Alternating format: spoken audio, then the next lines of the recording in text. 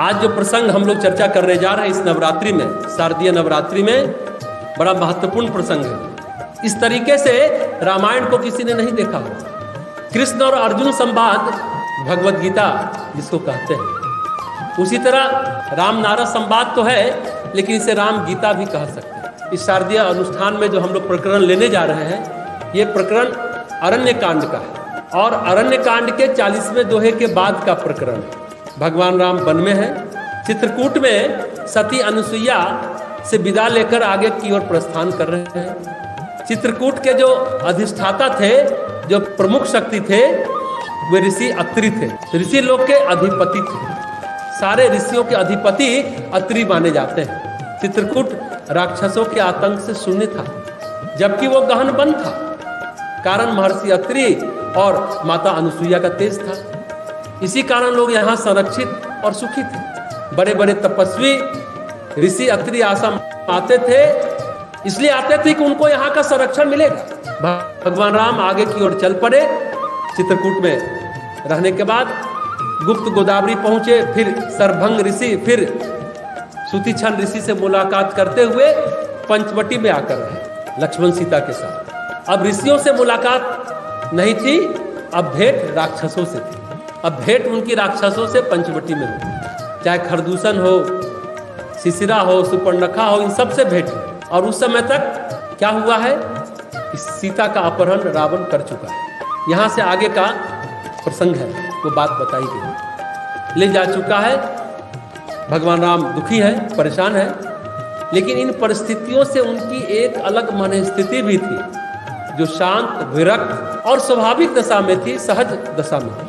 एक तालाब के पास बैठकर लक्ष्मण से ज्ञान की चर्चा कर रहे हैं। ऐसी अवस्था में ज्ञान चर्चा, शांत रहना बहुत कठिन होता है जब पत्नी का अपहरण हो जाए। उस समय देवों ऋषियों ने आकर मुलाकात की, क्योंकि वे सब जानते थे कि भगवान राम विष्णु का अंश लेकर, वह तेज लेकर विष्णु का अवतरित हुए हैं, धरती पर आए हैं। उसी भेंट मुलाकात में एक भेंट मुलाकात नारद मुनि से भी होती है। राम और नारद संवाद है, नारद मुनि से भी होती है। ये नारद जी कौन है, जरा ध्यान से समझेंगे। नारद मुनि की चर्चा बहुत होती है, देवर्षि नारद हैं, लेकिन ये कौन है? नारद जी पिछले जन्मों में, विगत जन्मों में दासी के पुत्र थे। न कुल का पता, न खानदान का पता, मतलब सामाजिक वंचना के शिकार थे। परिस्थितियां जो भी रही, पर वो भगवान को पुकारते रहते। भगवत भक्ति के संस्कार उनमें थे। उस समय उनका नाम नारद नहीं था, एक बालक मात्र थे।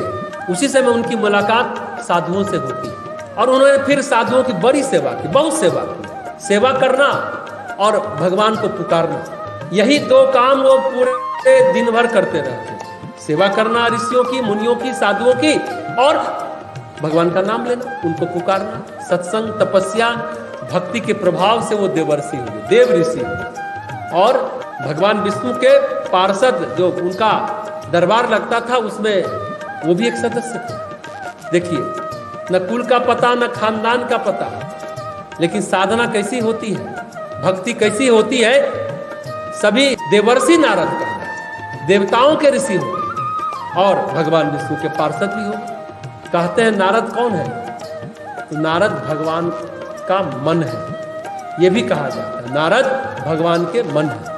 गोस्वामी तुलसीदास जी के रामचरितमानस के बाल कांड में कुछ और नारद मुनि की चर्चा है, जो इस प्रसंग की भूमिका है, आधार है, तब इस प्रकरण को हम अच्छी तरह से समझ पाए। बाल कांड में गोस्वामी जी विश्वमोहिनी के प्रसंग का वर्णन करते हैं। विश्वमोहिनी जानते हैं? विश्वमोहिनी का हाथ देखने गए थे तो उसके प्रति नारद जी ज्योतिष भी थे। विवाह का आवेग आया। पहले तो नारद जी ने तपस्या की और उन्हें लगा कि मैंने तो काम को जीत लिया। अप्सराएं आई, उर्वशी आई, रंभा आई, मेनका आई, कोई फर्क नहीं पड़ा उनको। उन्हें लगा कि मैंने काम को जीत लिया है, मैं कामजीत हूँ। कामजीत बनने की कथा सबसे पहले उन्होंने ब्रह्मा जी को सुनाई, फिर शिव भगवान को सुनाई और फिर विष्णु जी को सुनाई।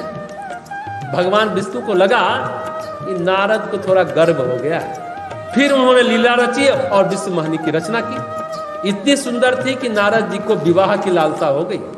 नारद जी उसे देख करके बड़े आतुर हो गए विवाह के लिए। जब विश्व मोहिनी का विवाह का वरण का कार्यक्रम हुआ, सभी आए, रुद्रगण भी आए, पर विश्व मोहिनी ने नारद को नहीं चुना, नारद का वरण नहीं किया, उसने वरण किया भगवान विष्णु का। अब क्या हुआ? लेकिन विश्व मोहिनी कौन थी? हमने कहा ना कि विष्णु जी ने लीला रची। महामाया थी, एक तरफ लक्ष्मी, एक तरफ विश्व मोहिनी, वो कन्या। नारद जी को देख के बड़ा गुस्सा है। नारद जी इतने गुस्से में आ गए कि भगवान विष्णु को उन्होंने श्राप तक दे डाला कि तुमने हमें स्त्री से मिलने नहीं दिया ना, तुम नारी विरह तुम्हें भी मिलेगा, तुम्हें भी, तुम स्त्री विरह में दुखी रहोगे। और चूंकि नारद जी विष्णु भगवान से कहने कि हमको सुंदर बना दो, जाके विश्व मोहिनी हमको वरण कर ले, और उन्होंने उसे बंदर का मुंह दे दिया। तो कहां से वो वरण करते? तो जवाब देते हैं कि तुमको बंदर से ही सहायता लेनी पड़ेगी जब तुम्हारी पत्नी का हरण होगा। श्राप देने के बाद देखा नारद मुनि ने, ना वहां तो लक्ष्मी है, ना विश्व मोहिनी है, न वो कन्या है। अब नारद जी को होश आया, बड़े परेशान हो गए। अब उन्हें अकल आई कि अरे भाई, अंदर का अहंकार था जो तप के कारण बढ़ गया था। जब अहंकार हटा, विवेक आया, फिर भगवान से उन्होंने क्षमा याचना की। तो विष्णु भगवान ने कहा कोई बात नहीं नारद, तुम्हारे मन को शांति मिलेगी, तुम भगवान शिव के अष्टोत्तर अक्षर नाम का जप कर, अष्टोत्तर नाम का जप कर। उसके बाद नारद जी भगवान शिव का स्मरण करने, तपस्या करने चले गए।